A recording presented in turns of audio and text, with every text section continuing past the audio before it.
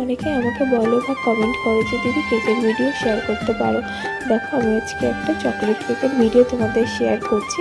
প্রথমে ডার্ক চকলেটটা কেটে নিয়েছি, সেটাকে মেল্ট করার জন্য আমি একটুখানি ক্রিম ইউজ করেছি। তো তোমরা যে কোনো ক্রিম ইউজ করতে পারো। এবার এটাকে আমি গানাশ করে নেবো। গানাশ করার জন্য কিন্তু গরম জলে আমি চকলেটটা কিছুক্ষণের জন্য রেখে দিয়েছিলাম। দেখো আমার চকলেটটা কত সুন্দর মেল্ট হয়ে গেছে। তারপরে যে স্পঞ্জটা বানিয়েছিলাম চকলেটে, সেটাই আর কি কেটে ক্রিম কোটিং করে নিলাম। দেখো আমি কিন্তু চকো চিপস ভরে ভরে দিই। কারা কারা আছো বন্ধুরা যারা চকলেট কেক খেতে পছন্দ করো?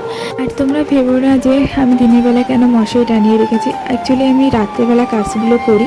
মামাম ঘুমিয়ে যাওয়ার পরে আমার যে কোনো কাজ আমি রাত্রেবেলায় করি। দেখবে আমার বেশিরভাগ ভিডিও ফটোতে মশারি টানানো থাকে, কারণ ওকে ঘুম পাড়ানোর পরেই আর কি আমি রিলস ভিডিও বা যাই হোক আমি সব কাজ আমি করার চেষ্টা করি ওকে ঘুম পাড়িয়ে।